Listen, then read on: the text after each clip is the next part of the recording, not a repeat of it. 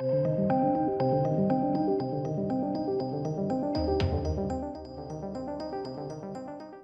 ladies and gentlemen. Is this the right way to do Lord of the Rings moving forwards? Because, of course, Amazon Prime is moving forwards with their Lord of the Rings, the Rings of Power, where they're just, rewriting stuff, changing stuff, bizarrely, believing that that's the right way to go. However, one thing which we had announced, quite literally the moment the teaser trailer dropped for the Rings of Power, was an opposing Lord of the Rings property from Warner Brothers.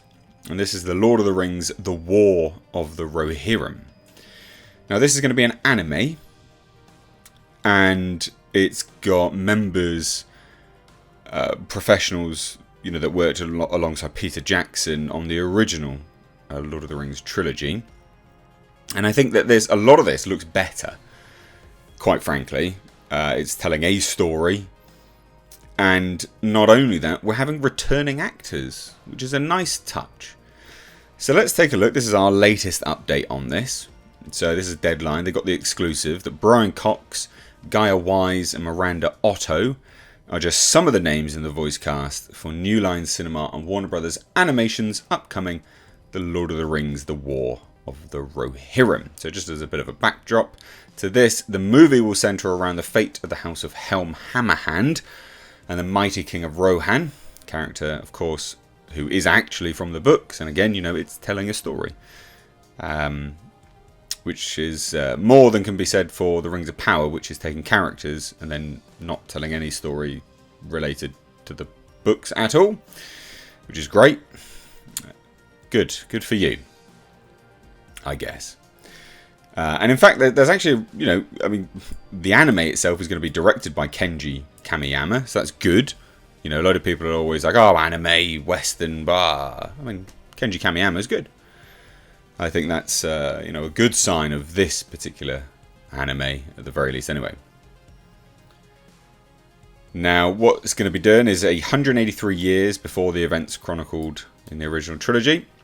And there's going to be a sudden attack by Wolf, a clever and ruthless Dunlending lord, seeking vengeance for the death of his father. And that will force Helm and his people to make a daring last stand in Hornburg.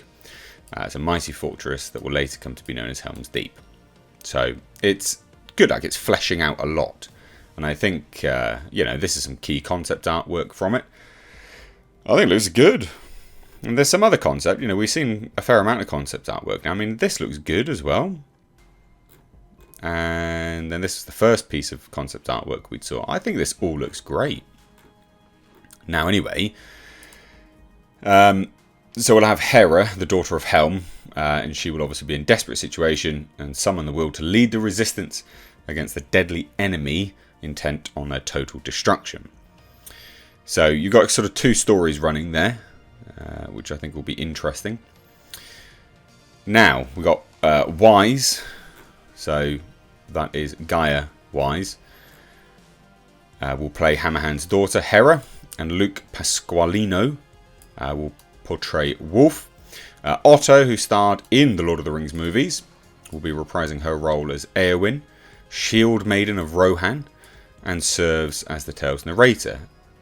How cool is that? I think that's really, really good.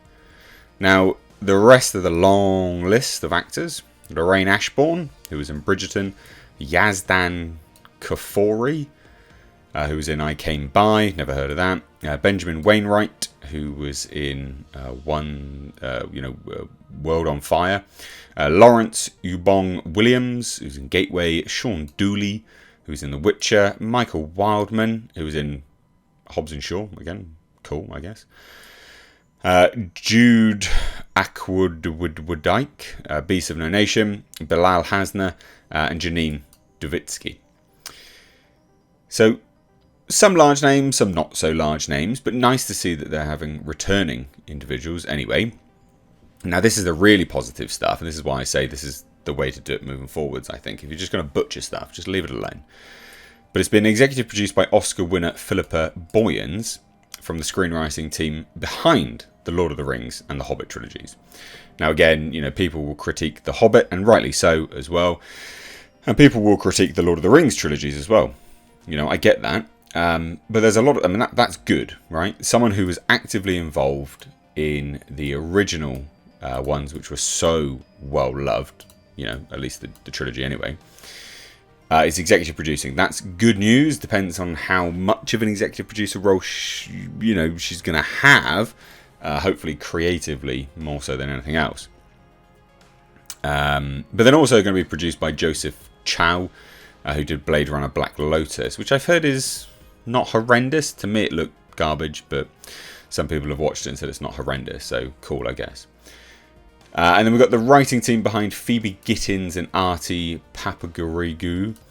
That is the writing team, sorry. Phoebe Gittins and Artie Papagiorgio. There you go, I've got it right on the second time. They have penned the screenplay from a script by Jeffrey Addis and Will Matthews, based on the book, The Lord of the Rings, The Return of the King. So it is telling a story that was within a story, if that makes sense. I don't see any issue with this. I think this is a much better way forward than I just think there's a lot more positivity surrounding this as a potential product than the Rings of Power. And again, the thing is, it may come to it that we'll get a trailer and it'll just be nonsense, which obviously I'll call it out when and if that happens. But I think for the time being, this is actually one to look out for. Now, there's a team of collaboratives returning from Lord of the Rings trilogy also. That's Alan Lee and Richard Taylor. They're Oscar winners, and also Tolkien illustrator John Howe. Do you see what I mean? Like, this does seem a lot more positive. A hell of a lot more positive. So animation work is currently underway at Solar Entertainment, and the film will be distributed theatrically around the world by Warner Brothers. I didn't even know it was going to be a theatrical distribution. I thought this was going to be one for their HBO Max. And that's equally, that's even better for me. Like, can you imagine watching this, an anime on the big screen? Seldom do we get good animes on the big screen. It's normally just shitty animation stuff. This, an anime, and again, I know people will question it because it's Western, but Kenji Kamiyama, you know, I keep saying that, is positive. In theatres, that's really, really good. I'm happy about that. So there you have it. Not much else really to go over here. I just thought this was good news. Some more art, some returning names. Positive. What do you guys think? Also, ladies and gentlemen, consider checking out my Teespring store. Supporting the channel via this way does go a long way. But also, not only that, you do get to wear some awesome merch. These are one-of-a-kind designs designed for me by my graphic designer. We, of course, have our Clown World line, which is in mugs, hoodies, t-shirts. We've got Space Jeebus. And then for something a little bit different, we of course have right down at the bottom right here, we have our Pulsar GTIR. Also, ladies and gentlemen, consider checking out and supporting my second channel, which is Car Nonsense. This is a vlog and car channel. You can find links to this in the description box along with my Teespring. Please do consider supporting.